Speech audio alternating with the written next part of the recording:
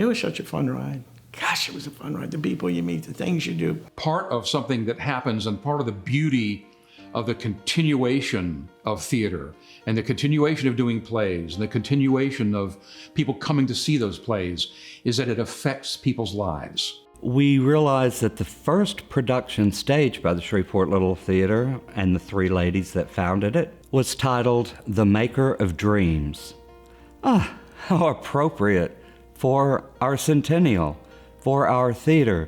So now SLT is 100 years old, and I was a part of it. I was just a little brick in that big wall. I like to think I could be a part of something larger than myself, and I think that's what the Little Theater does. Buying your ticket, sitting in the seat, and seeing people you know in your community up there on stage performing. And to be able to sit in a place and in a space and watch people's reactions and how they enjoy it, and to know that they're enjoying a space that I helped create. We're just lucky to have this space and the opportunities it affords to all of us. It's really one of the gems of the culture of Shreveport, and I think it really a place that I'm very proud of. A wonderful institution with great history, great people. The joy of theater is not only being able to perform on the stage and not just being able to go see a play, but it's how it helps you blossom as a person.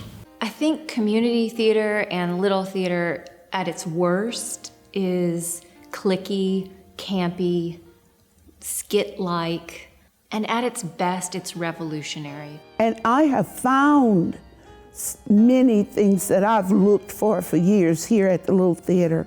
I know nothing that I like better than being a part of a play, and when those lights come up, it's a whole different world. And I know that that's my world. The story of the Shreveport Little Theater is one that resonates with theaters across America. It's a century-long relationship between a community and its theater. It's a love affair. Because it is a maker of dreams for so many people through the ages, for thousands of actors who have come through these doors and performed on the stage, as well as the artists who have painted our sets, and also our audience. They're out there watching us make our dreams. They're creating dreams in their mind. It's all about dreams.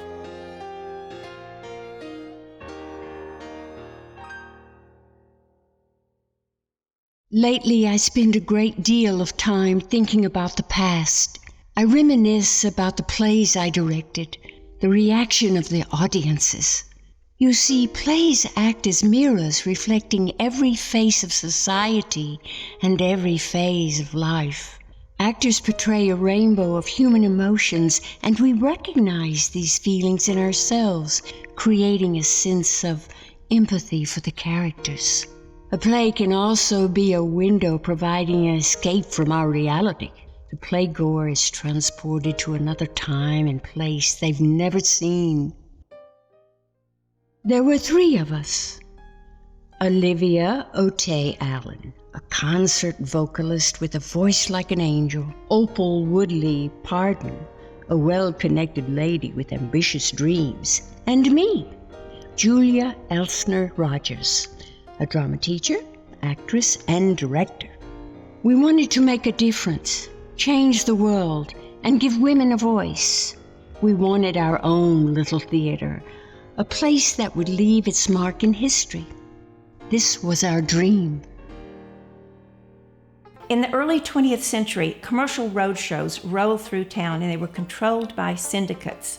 These syndicates dictated which shows would be shown in which cities. And people of that time were very dissatisfied with the caliber of art that they were getting in the road shows. And that also they had been influenced by the European Little Theater movement. The Little Theater movement made its way about the same time as the Harlem Renaissance, 1917, 1918, 1919. They wanted experimentation. They wanted freedom of expression. America didn't have a theater identity, and so they were part of this national movement to establish American theater. By that time, the first big strike in the Caddo Pine Island field had come in. That was 1908. And then there were several After that, the next major one was 1917, and there was a lot of money as a result of the oil boom. It was very fashionable in the early 1900s to stage garden plays in the backyards of beautiful mansions. Julia was one of the ones who staged many of these plays in the garden. Her family lived on Margaret Place, and she would hold these garden plays in her home. And most of the time, her friends came. And a lot of times, children were in the plays. Also, Olivia and Opal were involved in these plays, and they were extremely popular. People could have fun, they had artistic freedom, and so they became a regular around Shreveport. Little did we know that we were about to open a window that would launch the Little Theater movement in Shreveport, Louisiana. We were making our dreams come true. But our story and Shreveport's love of performing arts started many years before. I think that community theater was a way for places like Shreveport that had a substantial population. At that time, we were the second largest city in the state. This was a venue that was ready to happen. The arts are as much a reflection of what is going on in a society as the arts are a challenge to us to move forward. It leads us into having to have conversations about social topics that might be difficult or challenging to discuss. It leads us to have hard conversations. The women in America led the charge for the Little Theater movement. All across America, they formed hundreds of women's clubs. And with these women clubs, they had power, they were organized. They were doing a lot of the literary and artistic pursuits for women. They had just earned the right to vote, but Southern ladies had figured out since colonial times they might not be able to own land, they might not be able to have their own bank accounts, but they control the purse strings. And if a banker didn't want to do what a project was, they would just go get their husband or their brother or their best friend and say, would you be the front man on this? That's how things got done. You know, it made us believe that we could do things bold and innovative. Certainly looking at the arts as a part of that into the 19th century, you have a long-standing tradition of people seeking artistic expressions. Our dream took root in the spring of 1922. Olivia hosted the loveliest garden theater party of the season. Enchanted by the beauty of the setting and the intimacy of the play, our guests responded with robust enthusiasm, clapping, cheering, and laughing. Our little play was a welcome change from the colossal Broadway roadshow that rolled through town. The three ladies that founded the Shreveport Little Theater were very brave women. During the suffragettes' times, they felt their power and they wanted to bring art and performing arts to the Shreveport, Bossier City, Northwest Louisiana area. During a meeting in November 1922 at a house just a block and a half away from the present-day Playhouse location, the ladies create the Shreveport Theater Guild. On December 5, 1922, in the City Hall Auditorium in Shreveport, their premiere performance opened and was enthusiastically received by a large and representative audience. 2 one-act plays directed by Julia Rogers were presented. One wonders what it must have been like in Julia's living room as the 3 women were discussing, what play should we do? They chose The Maker of Dreams, which is a fantasy play by Oliphant Down. At that moment, I thought how appropriate our debut play was. The Maker of Dreams. Our dreams had come true. So Julia, to her credit, was bringing in contemporary work. When you have these groundbreaking type of production or a topic or something new and different, then it becomes very exciting and stimulates the audience. The actors who participate would also get that kind of a feeling from the community as well. This was the beginning of 100 years of great American theater in Shreveport. They played in the City Hall, basement of the synagogue. They also performed in the auditorium next door in the Women's Department Club. And finally, there came a time when the women realized that they needed some business support. Once the men came into the picture to support them, the whole story changed. All of a sudden, the men took credit as being the real founders of the Little Theater movement. And this was sad in a way. At that point, Julia disappeared from the scene. At 25, Olivia died of appendicitis. When she died, her father wrote this letter to the newspaper. Carefully worded, because he didn't want to insult anyone. He was listing her accomplishments, and one of her proudest accomplishments was as a founder of the Shreveport Little Theater. He was sure that it was an oversight and a mistake that the original women founders weren't credited with starting the Little Theater instead of the men. The guiding principles of the founders were responsible for assuring 100 years of continuity for the Shreveport Little Theater. In the case of the Shreveport Little Theater, the original board had people that were very, very strong in industry, people that made vast fortunes. Those same businessmen were determined to bring new talent in order to keep the attention of the patrons.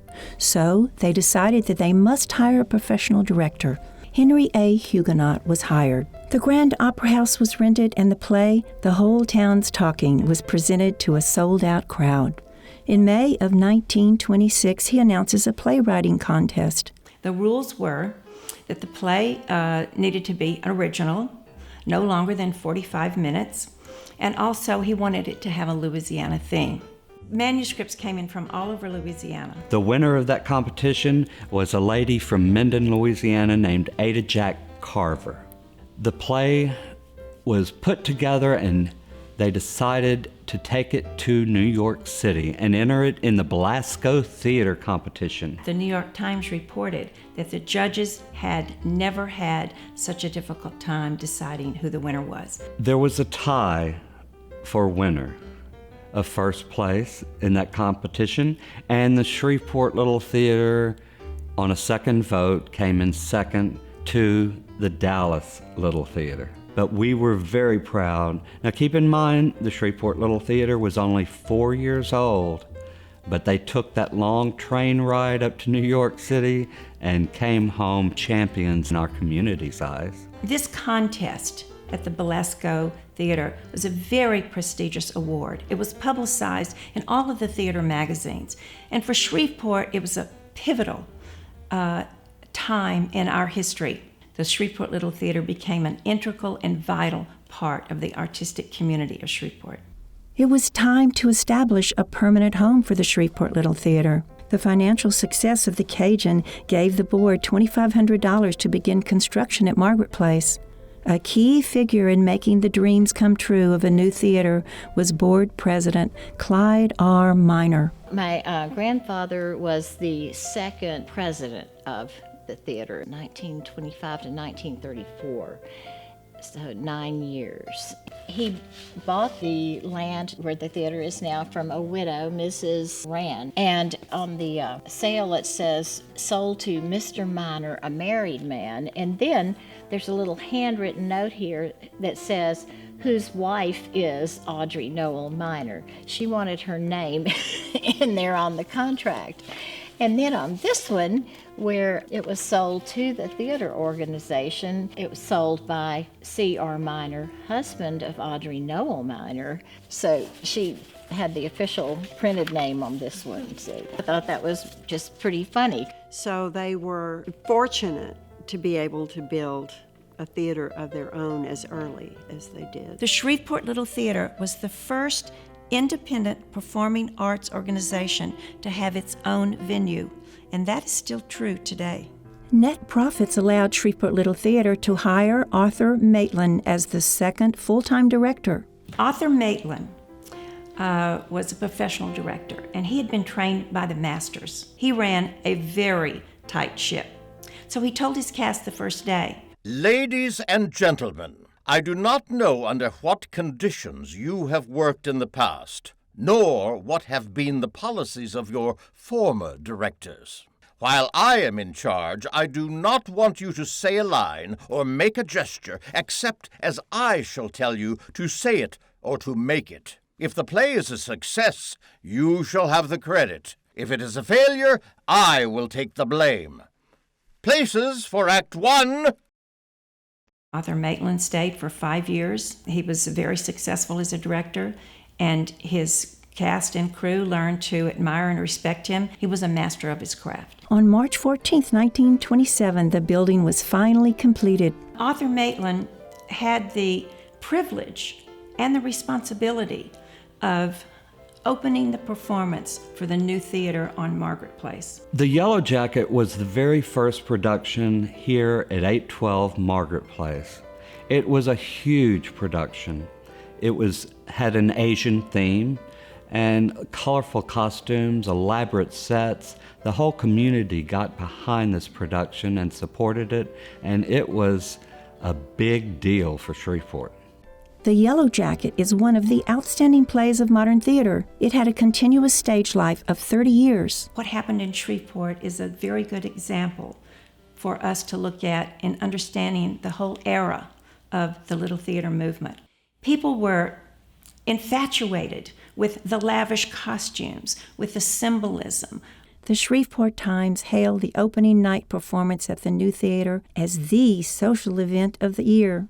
Arthur Maitland directed 36 plays for 5 highly successful seasons. These box office successes helped to pay off most of the building debt until the 1929 Great Depression. Community theater everywhere has survived pretty well as long as there is a community of patrons to support it. It becomes something where you adapt or you die. Other institutions that depend upon public funds, public money, would have suffered a little bit during the Great Depression, although I would argue that Shreveport didn't suffer as much as other areas did because we had a booming oil and gas industry.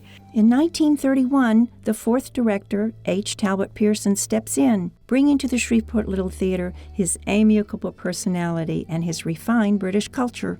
Talbot had a series of notable plays. Most noteworthy was Yellow Jack. The Shreveport Little Theater was the first theater outside of Broadway to produce the play. Yellow Jack memorialized the yellow fever epidemic.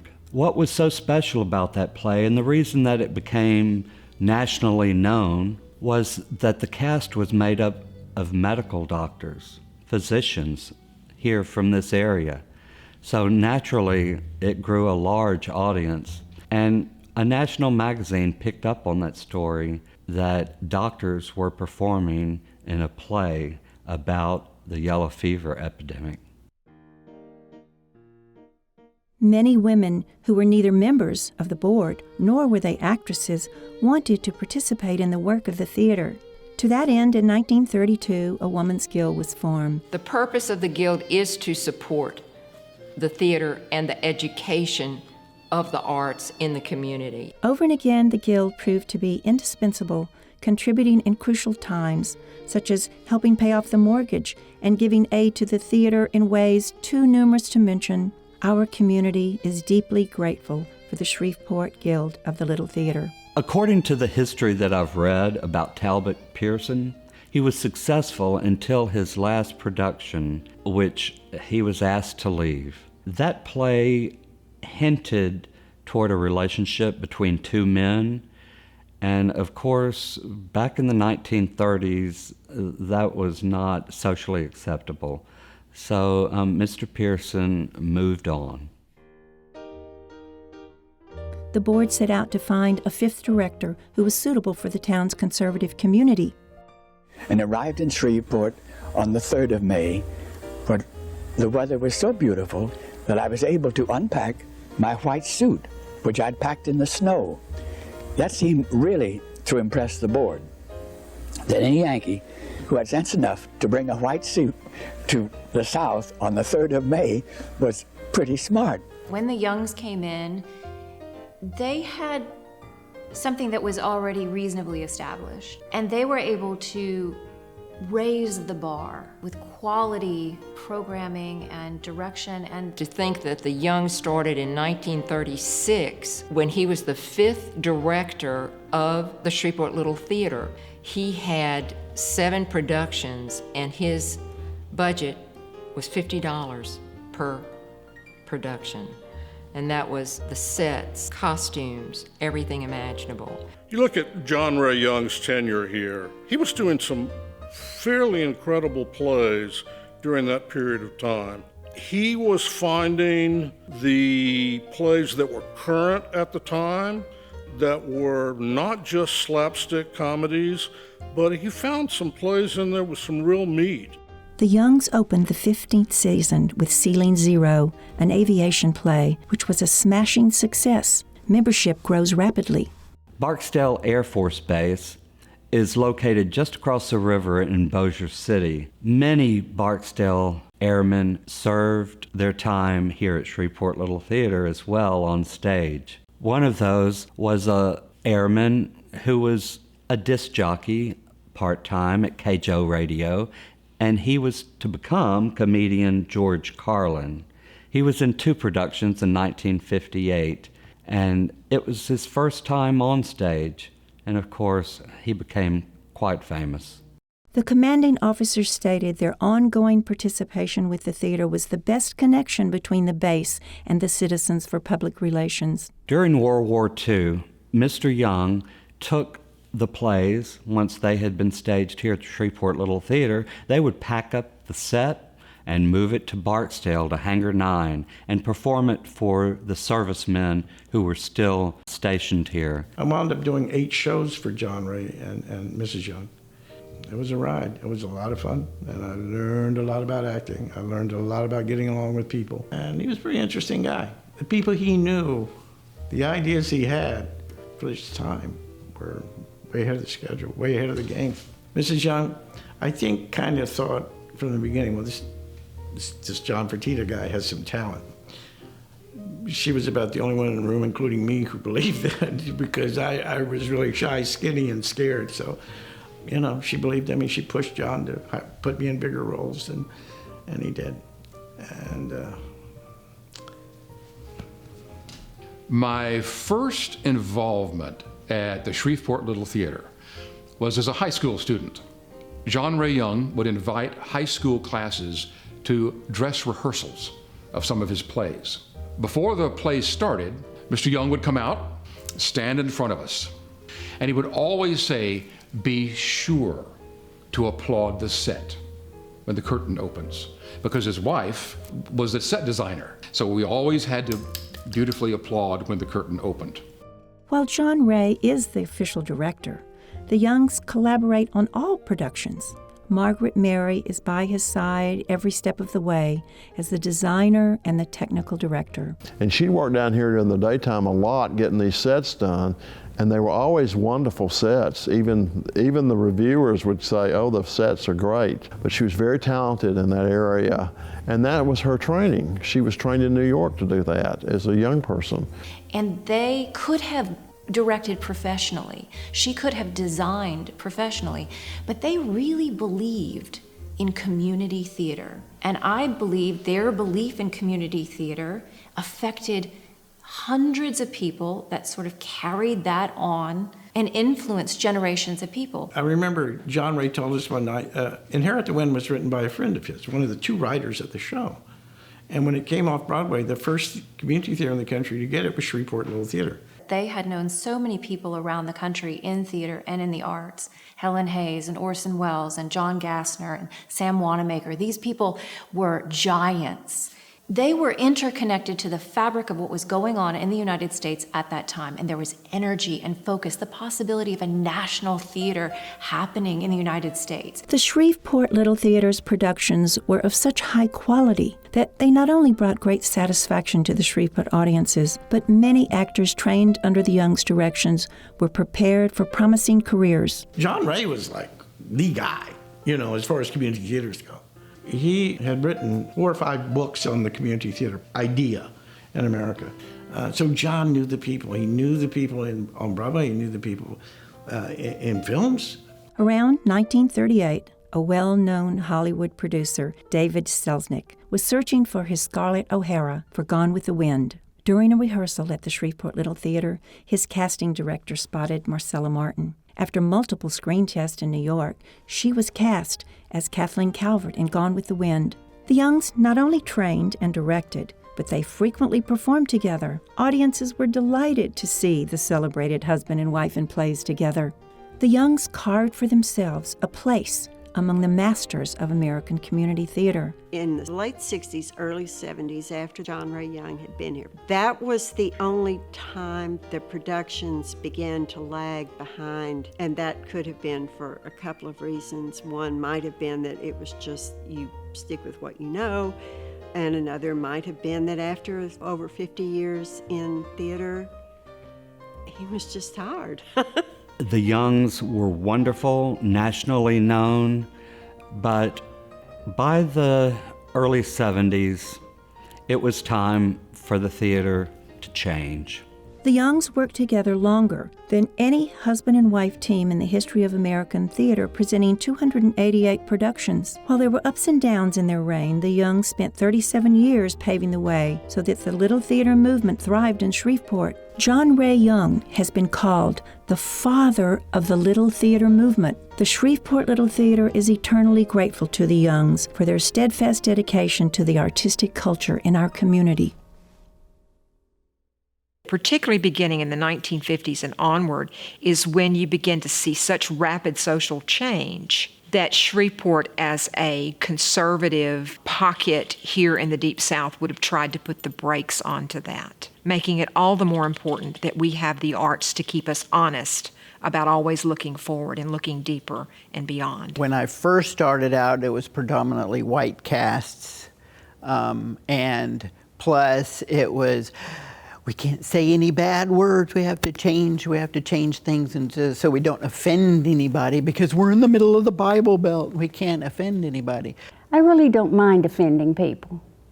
I really don't. As artists, I think that's our job sometime. So, right here in Shreveport, we witness the magic of community theater in our city, much as it happened in cities across America. In the beginning of the Little Theater movement, during the 20s, the public yearned for relevant theater, and the playhouses responded by introducing contemporary theater, bringing fresh ideas, opening eyes to different perspectives. Half a century later, during the tumultuous 70s, the community then influenced the theater when patrons demanded that theater reflect their pressing concerns, such as women's rights, civil rights, minority equality, environmental issues, and the ongoing Vietnam War. So, we see the cycle of the symbiotic relationship between a community and its theater. It continues to the benefit of both. One wonders, what might theater audiences mandate next? The next show after Mr. Young's retirement was Toys in the Attic, and I was involved in that very first show. I ran the soundboard right over there. It was a controversial show for SLT. They did things, I think, one was Toys in the Attic, was the first one, and it had miscegenation in it, so, that was kind of shocking for people. This play specifically challenged Shreveport's stance on racial issues by featuring an interracial couple, a white female character having an affair with a black chauffeur. That was a little risque for the Shreveport Little Theater, and on top of that, he cast, now this is in the 70s, a mixed race couple. And the old guard at the Shreveport Little Theater were not very happy with that. In fact, a lot of the members left. So it brought the theater into a new era. The theater moved forward with it. Some people weren't happy, but other people were saying, yeah. There are things that the way they were at one time, they are not that way anymore. But I also know that there is room for a lot of changes even now.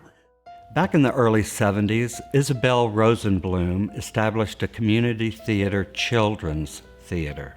Peter Pan Players, which was housed here at the Shreveport Little Theater, was the first theater to receive production rights on an animated Walt Disney film. That means that Shreveport Little Theater was the first to stage a Walt Disney production on stage. And that's quite a big deal considering that Broadway is full of Disney productions right now.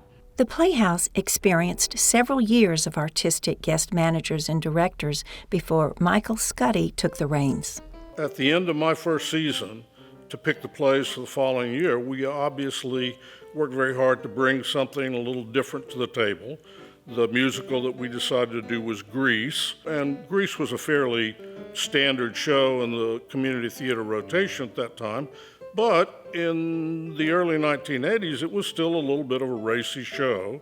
I would sit at the cafe door in the lobby in the box office at night, and I got an equal mix of having my ear chewed out by one patron that was unhappy with some of the lyrics in Grease, and other people that were just thrilled with it and wanted to see more of that. So I knew we were reaching an audience, but I also knew that we were alienating a base.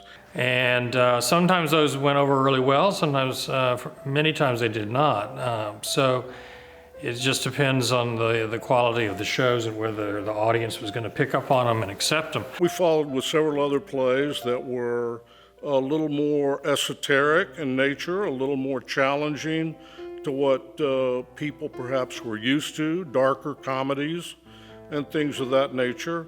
When Mike Scuddy produced The Best Little Whorehouse in Texas, which I don't believe that we think of now as being particularly outrageous or cutting edge, it was a very controversial show at the time, this musical in which we have the word whorehouse, but it went on to shatter box office records at that time. Little did we know that the production of Key Exchange would be the last production on the original stage of the Shreveport Little Theater. I have the dubious honor, I suppose, of having said the last lines uttered on the Shreveport Little Theater stage before the fire. And those memorable lines, so cataclysmic, the line was, "We'll see." Blackout.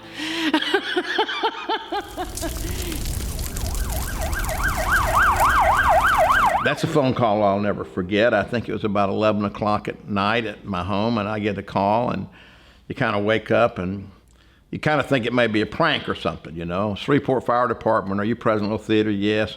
Yawn. Well, the little theater's burning. You say, what? Yes, the little theater's burning. So I rushed up here, and at that time, everything upstage of the proscenium was totally engulfed. The firemen were fighting valiantly to save the auditorium and the lobby, and they did a very effective job of doing that. The 1986 fire took out the dressing room area up to the proscenium. It was one of the coldest nights I've ever spent in my life. There was a lot of crying and a lot of sad moments there. And somehow we still produced shows. There was no big break. They reorganized and used other venues. There was a lot of hard decisions to be made, and you know, you can always say hindsight, but we moved temporarily to that old movie theater on Line Avenue. We did some really knockout theater down on Theater Online, but the audiences were going away. But once that lease was terminated, they were everywhere trying to find a place to be. I guess in the history of the theater, those were some hard times. You know, you were keeping the Shreveport Little Theater running and active, but it wasn't in its home. The theater became somewhat of a nomad group. We call them the gypsy years. The board started talking about, we're looking at the death of the theater. Said, to hell we are. There's no place like home. We needed our own facility. Edwin decided to just do a design for a thrust stage and a black box. So he drew a design. I think Edwin was putting in the new thrust stage. Yeah, that kind of a stage. What do you call Thrust. it? Thrust. I'm not even gonna go. He can't say that on camera. The thrust stage. It zoomed out into the audience, and there were 80 seats, I believe is the count, around that thrust stage. I think coming back here, even for just the black box space, also was very, very popular, and there was a lot of sentimental feeling about the theater. Edwin was the one who brought us back. It was during this time that Dr. Robert Darrow is hired as the managing and artistic director of the Shreveport Little Theater. My first theatrical experience was in 1969. The house lights went dark, the orchestra started, and the curtain opened, and I was hooked. From that time on, I was in a show or backstage. I like the repetition that community theater brings. You work on a show for 2 months, and then you're working with a whole new group of people on a whole new script, and it's ever changing, and you never get bored. The first show I directed was Dearly Departed. It was a good old country comedy, but it brought people in and was a huge hit. After that, I directed a series of Greater Tuna, and those were huge hits. So the board of directors thought they better keep this kid around. He's bringing people in. It's really because of Bobby Darrow that I am involved with the Little Theater. I immediately loved Bobby, and his enthusiasm is completely contagious. Bobby took this theater at a time when it was very vulnerable and made it what it is today. And so I got to be here in the era of Bobby Darrow. I wanted the theater to reflect the community, to be a mirror of our community. And that included African Americans, people of all races and cultures, and our lesbian and gay community. I think the thing that I admire most about the Little Theater, and especially now, is its inclusiveness.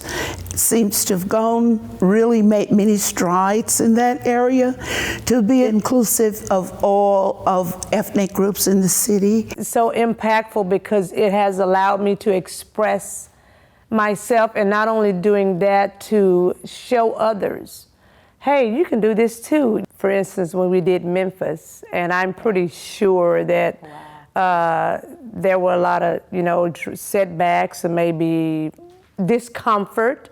Yeah. Probably for a lot of the patrons and a lot of the people that probably came to see the show.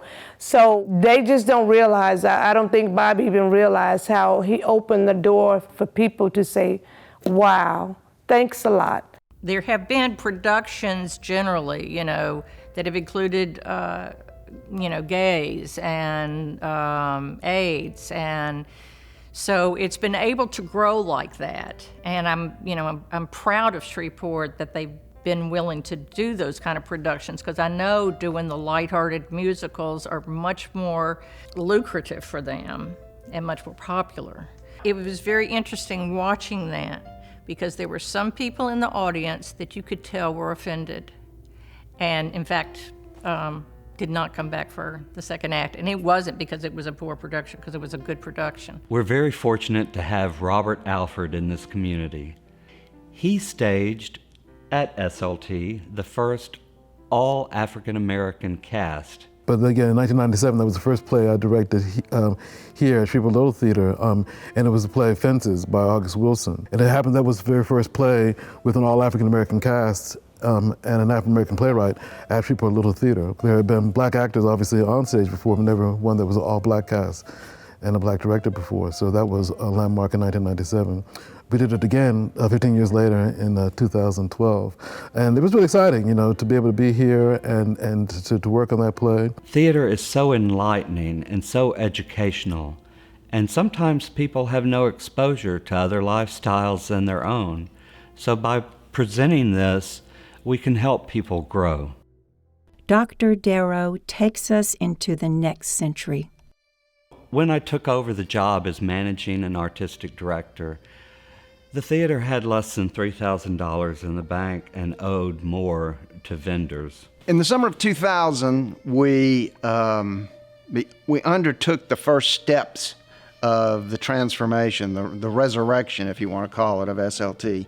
We stripped the auditorium, we refinished the auditorium. We spent a lot of time cleaning the brick on the inside because it still was covered with soot from the 86 fire. And we had some issues with rotten wood and termites and other things that were falling apart. In the middle of the show, of the run of the show, one night we were performing until suddenly a swarm of termites flew out of a stage set and swarmed into the auditorium, causing everyone to scream and yell.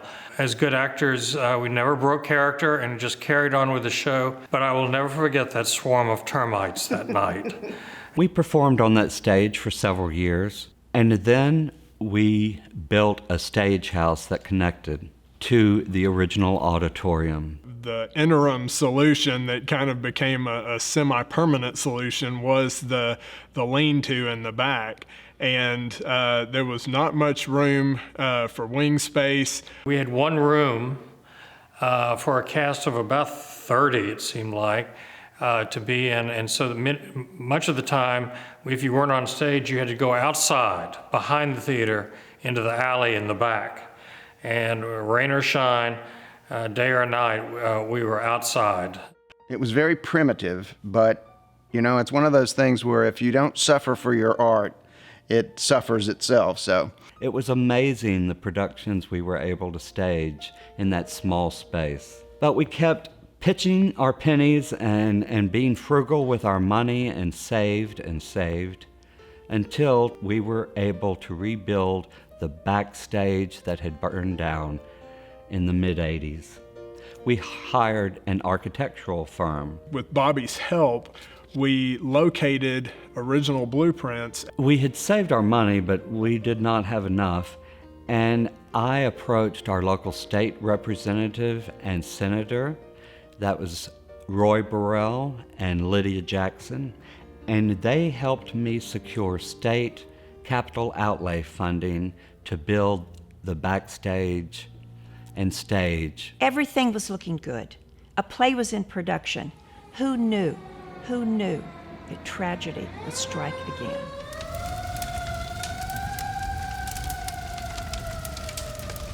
On that particular day, I had 2 fire chiefs in my office reviewing some plans for a proposed maintenance facility. I was home in bed and received a call.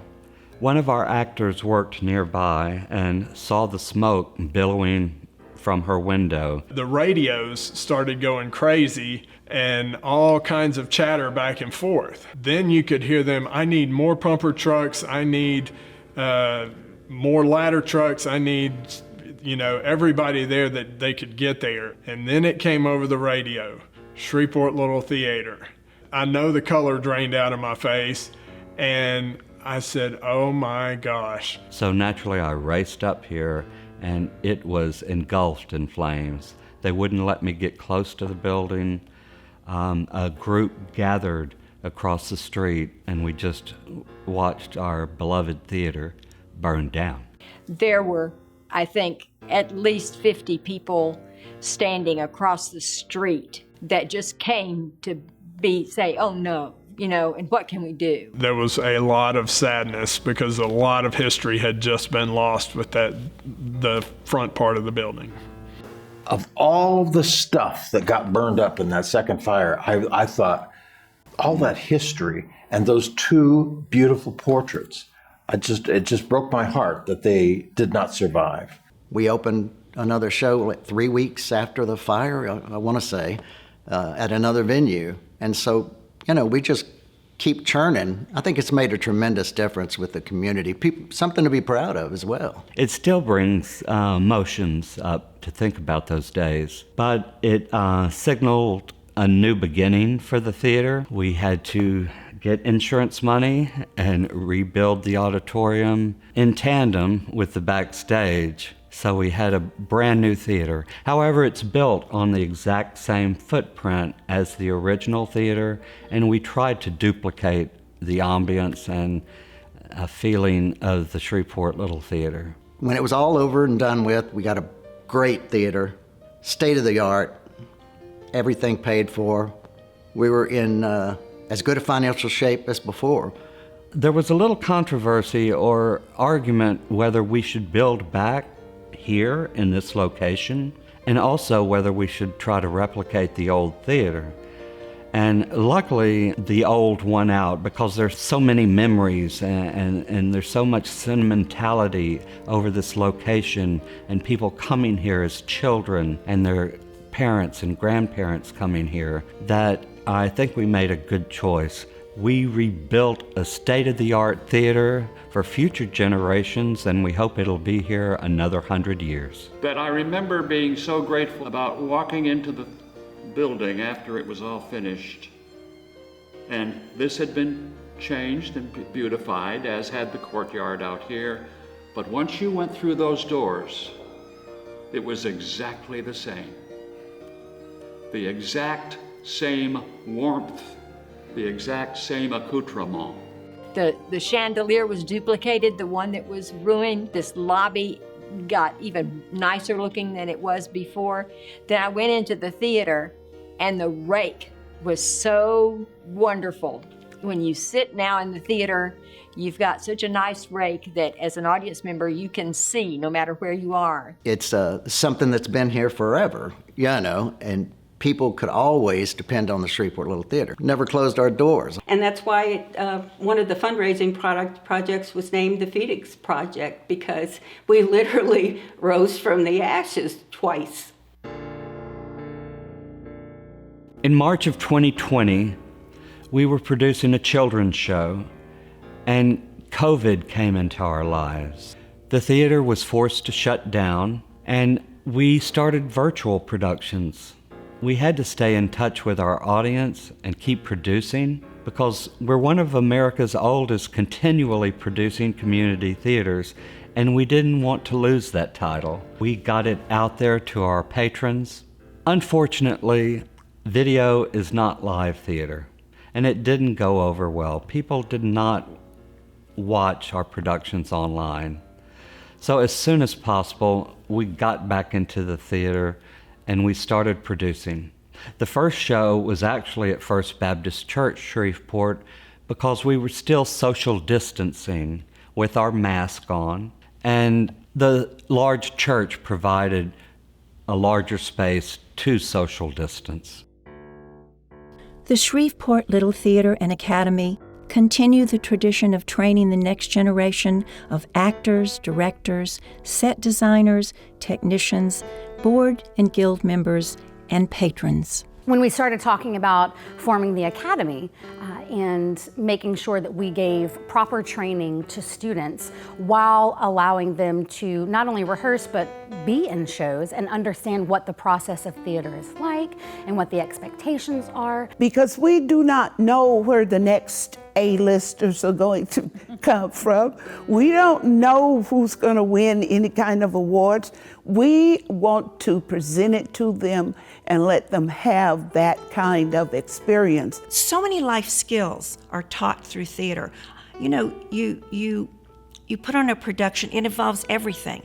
The technical aspects, math, all of the, many life skills are involved when a troupe or a community puts on a play. Let's do a show. We've discovered good writers. We've discovered a lot of fun actors and even some directors. It's been a fantastic experience being part of that. And then they had a casting call for Kinky Boots on Broadway and called me back.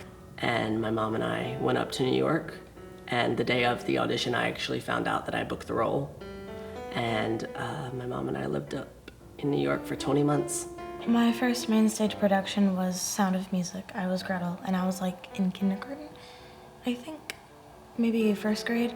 And I was barely able to read, so I wasn't really able to read the script. My mom had to read it to me. My affiliation, I did one of my very first shows, To Kill a Mockingbird, under the direction of Bobby Darrow. And I remember learning so much, and it shaped me so much as an actor. It stuck with me throughout my career. And it's still with me today, and then having the guidance of Mary Joris, I feel just improved that even more. Growing up in SLT, growing up in the academy, you do take on this responsibility to kind of move forward with it until you get older.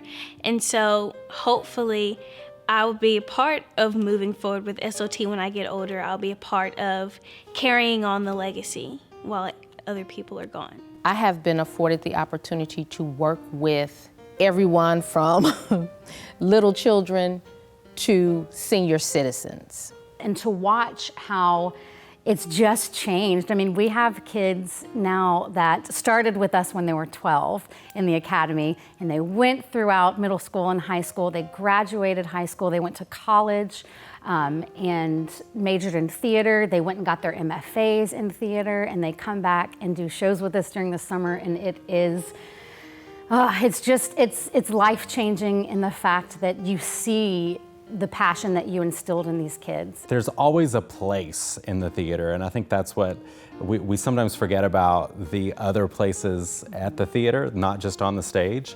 And we've been lucky to train some really fantastic tech students over the years who have gone on to are now working professionally. If we do nothing else for you, if you hate getting on the stage, if you hate acting, if you can't carry a tune in a bucket, I want you to appreciate what happens on the stage, off the stage. I want you to appreciate what it takes to put on a show so that when you grow up and you have expendable income, you will come and support our little nonprofit theater wherever you are.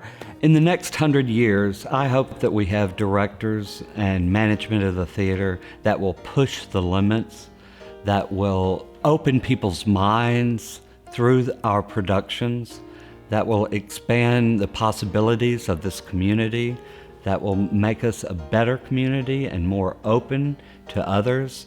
And I hope that artists will continue to flourish here and go on to bigger and better things. A community theater is an essential part for a vibrant, creative community that's growing and knowing together, learning together. And of course, live theater, there's a rapport between the actors and the audience. There's a live connection that you don't have, in a cinema. Always with the thought of your audience in mind does the season get constructed. I think that the respect that's paid by the theater to the patrons is one of the reasons why the patrons continue to pay respect to the theater. We have a fantastic audience base. They have quite literally supported us for 100 years. There's never replacement for live theater. And what it means to me personally is that it opened my life up in a way that I never dreamed. I learned to leave my inhibitions at the door. And I like to pull up memories if I'm, if you wake up in the middle of the night and think, what should I think about? Say, pull up one of the happiest memories you can find. And I could always find one in some play or something that was about to happen and how you're going to get it out. I have many special memories of the Shreveport Little Theater. I have many, many friends that I've met here. Just to name one very important one, I met my husband on the stage of the Shreveport Little Theater, or re-met him in The Sound of Music that Bobby Darrow directed. And ultimately, we got married on the stage of the Shreveport Little Theater. I feel like I'm gonna cry when I say it. SLT really gave me my start, I believe. Because, man, a lot of us have really benefited from that beautiful little theater. Maker of Dreams is a big title. That was the very first play that was here, and it was so appropriate to be a metaphor for the Shreveport Little Theater. If those 3 words, Maker of Dreams, could become the sort of the motto of the theater, it sort of encompasses everything. How do you make dreams? First, you have to have one. You have to have people around you that support them. You have to be able to take a risk. You have to be an adventurous person. The Little Theater is a place to do that. The Shreveport Little Theater has been a hub for local performing artists for 100 years now. It's been a home for us to create our craft, our art, what we love, express our passion. But it's also been a place to create our dreams, to let them come alive, and to share those with our audience. And so this place is a maker of dreams. John Ray Young used to tell the patrons when they came to the theater is yours and you are the theater. The Shreveport Little Theater has survived and thrived, and stands as an example, a century-long love affair of Shreveport and the arts.